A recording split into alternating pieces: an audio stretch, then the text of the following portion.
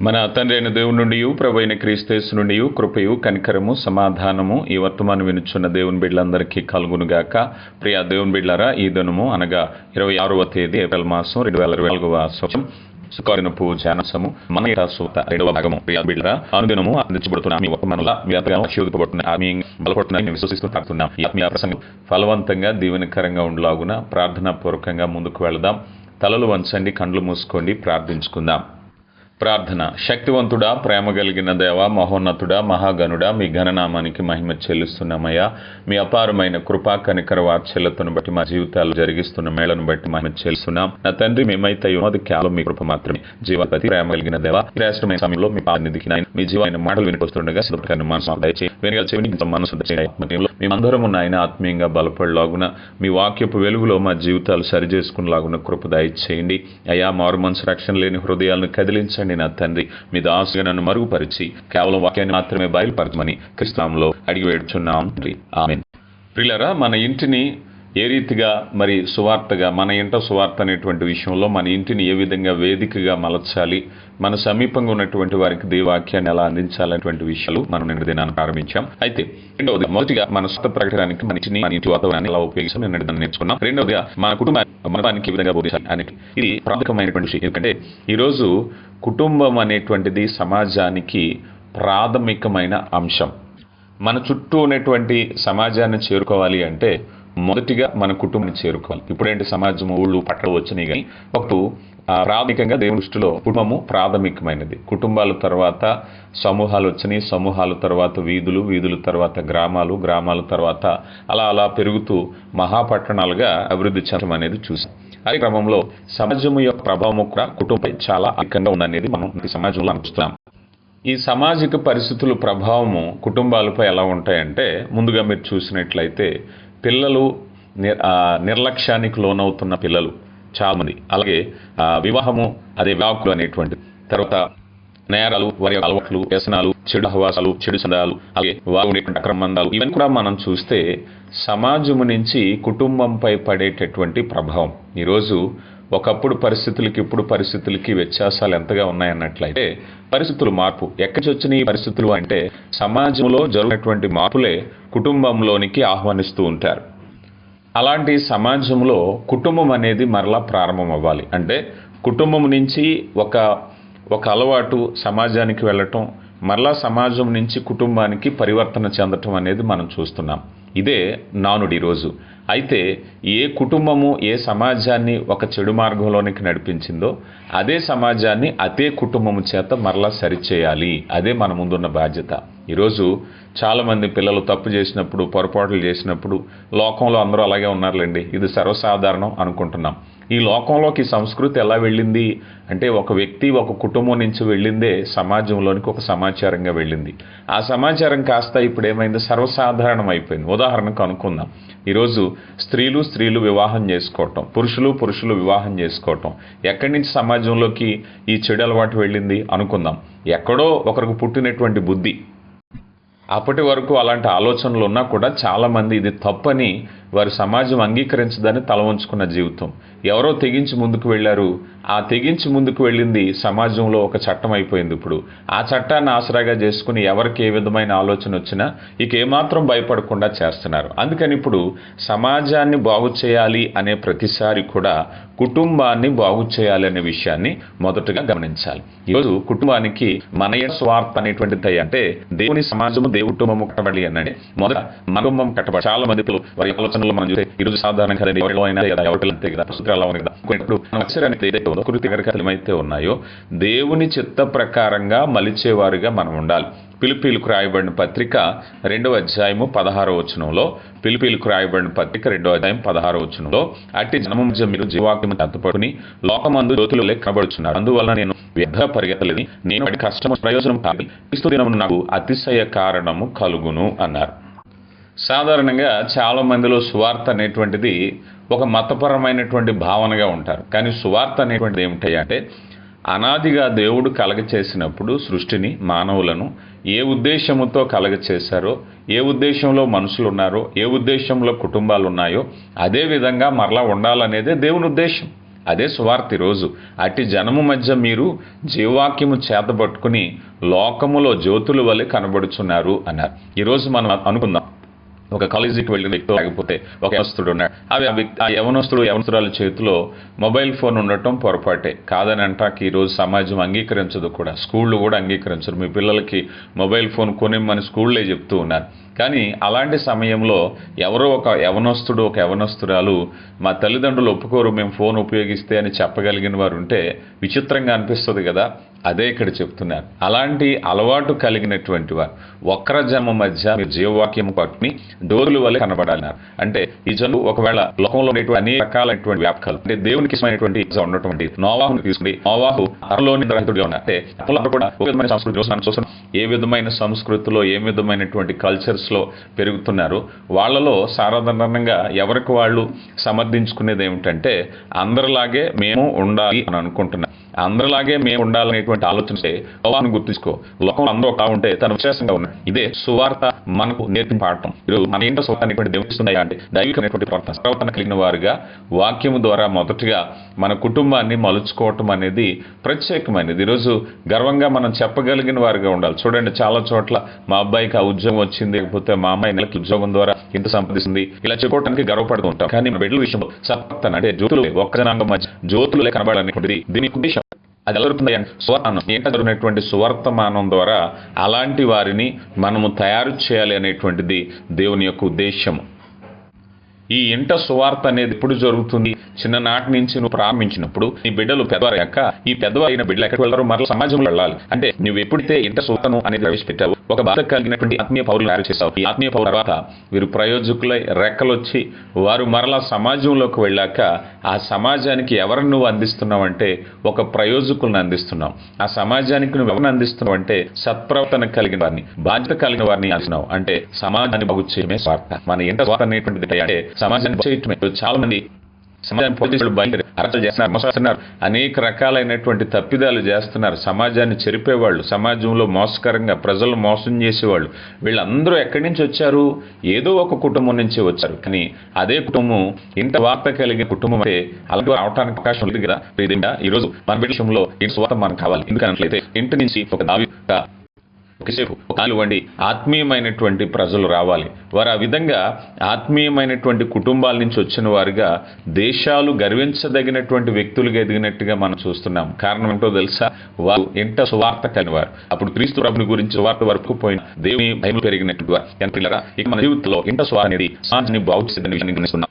ఇలా ఎప్పుడైతే ఇంట సువార్తను మనం ప్రకటిస్తున్నామో, ఇక్కడ ఒక పిల్లవాడు, ఒక బిడ్డ మనం చూసినప్పుడు, ఒక ఆడబిడ్డ కానీ మగబిడ్డ కానీ వారు చదువుకోవటానికి, విద్య నేర్చుకోవటానికి చాలా కళాశాలలు ఉన్నాయి, రకరకాలు ఉన్నాయి. కానీ ఇంట సువార్త ఆ బిడ్డ జీవితాన్ని ఎంతో ఆశీర్వాదకరంగా మార్చేటటువంటిది. అయితే సాధారణంగా మనలో ఉండేటువంటి ప్రశ్న ఏమిటంటే, మాకు వచ్చి సండే స్కూల్ అనేటువంటిది. అయితే అది సరిపోతుందా? ఇక బోధ క్రమశ రెండు జాగ్రత్తగా గమనించండి. వాస్తవానికి చర్చకపోతే మన సండే స్కూల్ మాట్లాడగలరు. లేకపోతే సండే స్కూల్లో ఎంత సమయాన్ని గడుపుతారు చెప్పండి? వారు కొంత సమయానికి వారు బోధించటం జరుగుతుంది. ఆ బోధించిన తరువాత వీరు ప్రవర్తించవలసినది ఎక్కువ శాతం ఉండేది ఇంట సువార్త వారిని ఎంత ఆశీర్వాదకరంగా మలుస్తుందో మనం చూసే. ఈరోజు మనం ఖర్చు పెట్టేటటువంటి ఖర్చు ద్వారా పిల్లలకు విలువైనటువంటి అంశాలను, విలువైనటువంటి పాఠాలను నేర్పించాలని ఆశపడుతూ ఉంటాం. అయితే అందులో ఆత్మీయ పాఠం ఉండేటటువంటి జాగ్రత్త తీసుకోవాలి. ఏ రెసిడెన్షియల్ స్కూల్లో ఈ పాఠాలు నేర్పిస్తాయి చెప్పండి?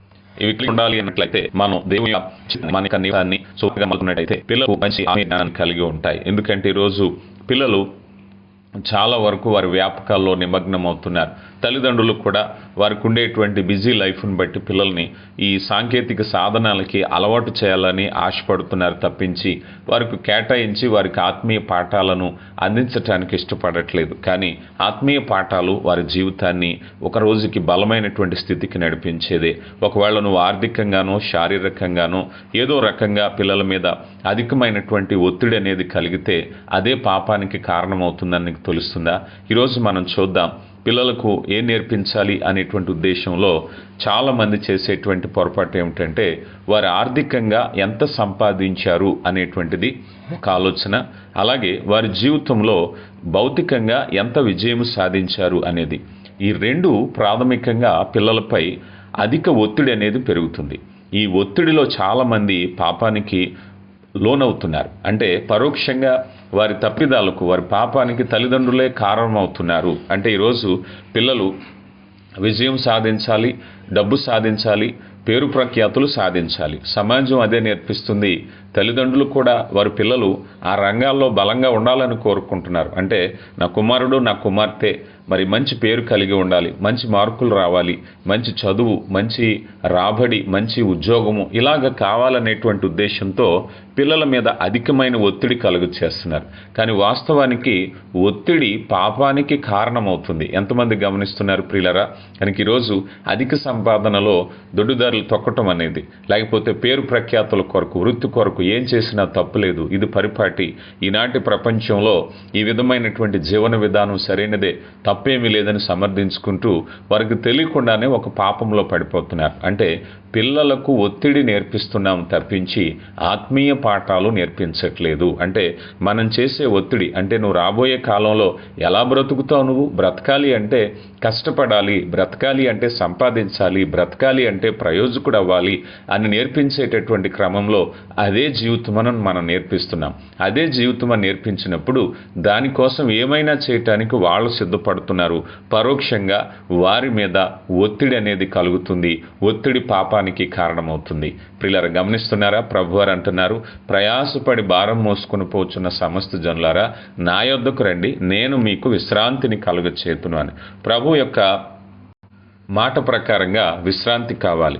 ప్రార్థన అనే విశ్రాంతి, దేవుని సన్నిధి అనే విశ్రాంతి కావాలి. మనం ఈరోజు దినంలో దేవునికి ఎంత సమయాన్ని కేటాయిస్తున్నాం, అదే ఆయన పాద చెంత మనం విశ్రాంతి పొందుతున్నాం.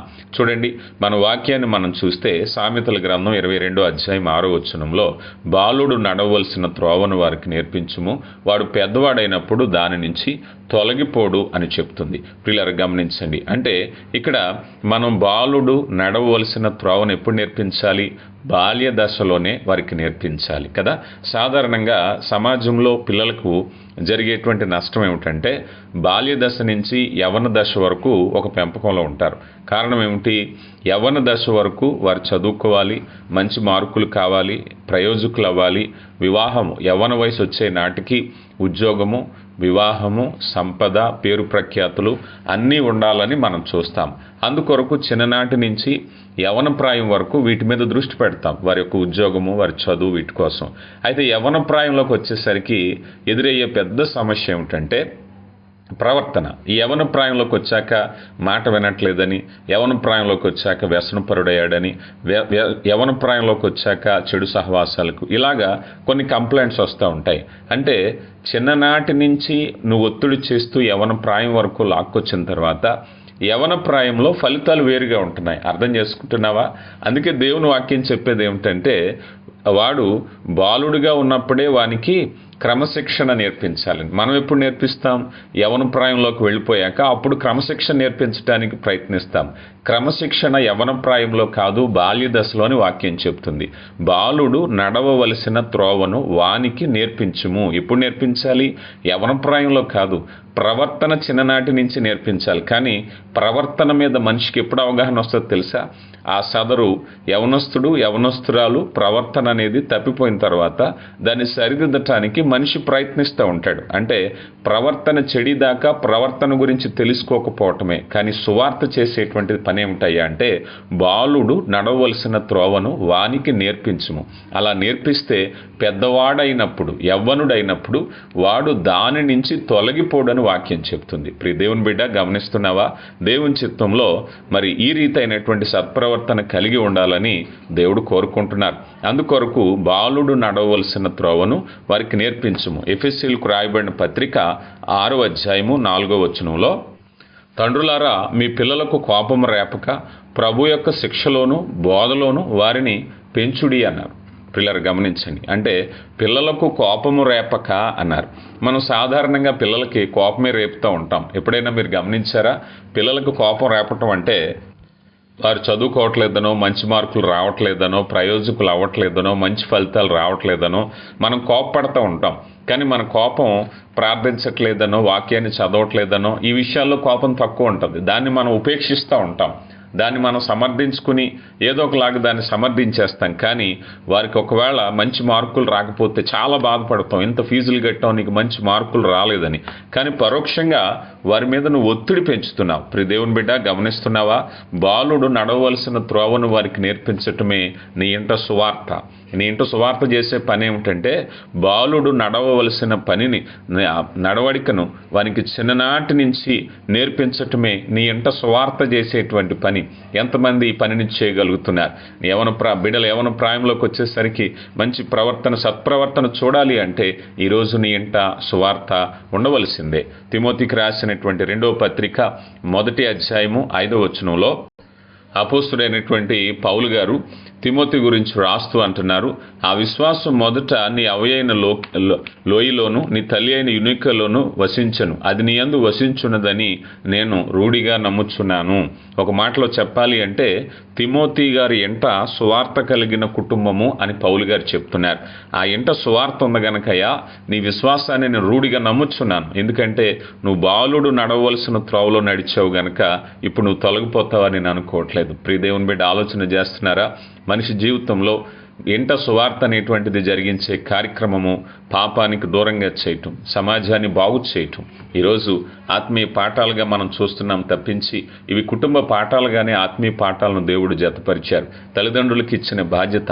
ఇంట సువార్త ఒక ప్రయోజనకరమైనటువంటి వ్యక్తిని తయారు చేయటానికి దేవుని యొక్క ఆలోచనగా మనం చూస్తున్నాం. తిమోతి పత్రికలోనే 3వ అధ్యాయము 14, 15 వచనాలను మనం చూస్తే, క్రీస్తు యేసునందు ఉంచవలసిన విశ్వాసము ద్వారా రక్షణార్థమైన జ్ఞానము నీకు కలిగించుటకు శక్తి కలిగిన పరిశుద్ధ లేఖనములను బాల్యము నుండి నీ వెరుగుదవు గనుక నీవు నేర్చుకుని రూఢి అని తెలుసుకున్నవి ఎవని వలన నేర్చుకుంటువో ఆ సంగతి తెలుసుకుని వాటి యందు నిలకడగా ఉంచుము అన్నారు. అంటే పౌలు గారు తిమోతికి మరొకసారి గుర్తు చేసుకుంటున్నారు, అయ్యా నీవు చిన్నప్పుడు నువ్వు నేర్చుకున్నప్పుడు ఏమి నేర్చుకున్నావో ఒకసారి నేర్చుకున్నాక నీ జీవితంలోంచి అవి ఎప్పటికీ తొలగిపోవు గనక బాల్యము నుండి ఆ గ్రంథాలు తెలిసిన, వాక్యాన్ని తెలిసిన వ్యక్తిగా నువ్వు ఉండాలని, వాటిని నువ్వు ఎప్పటికప్పుడు తలపోసుకోవాలని పౌలు గారు తెలియపరుస్తున్నారు. ప్రియ దేవుని బిడ్డ, యవన బిడ్డలు మరి ఆత్మీయంగా బలపడాలి అన్నట్లయితే చిన్ననాటి నుంచి కూడా మరి దేవుని యొక్క వాక్యాన్ని అందించడంలో నీ ఇంట సువార్త కలిగి ఉండాలనే విషయాన్ని మనం చూస్తూ ఉన్నాం.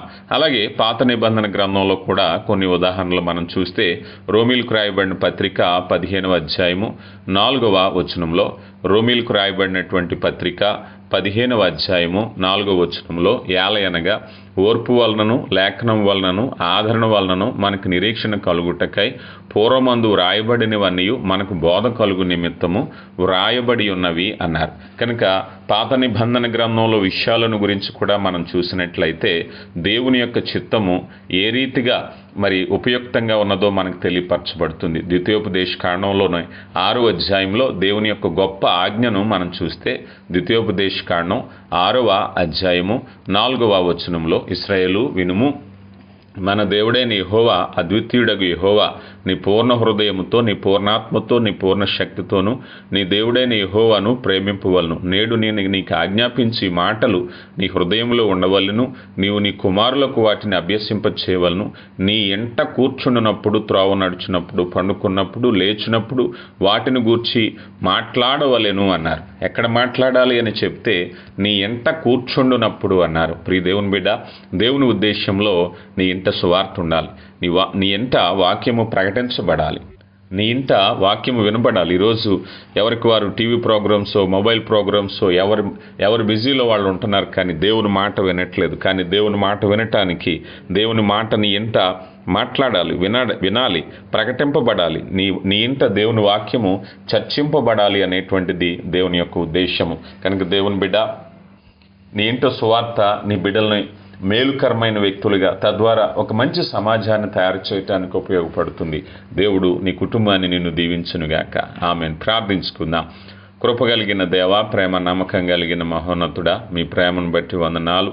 విత్తబడిన వాక్యాన్ని మా హృదయాల్లో స్థిరపరచండి, బలపరచండి అయ్యా. విన్న వాక్యాన్ని విడిచిపెట్టిన వారు కాకుండా గైకొని జీవించడానికి కృప దయచేయండి అయ్యా.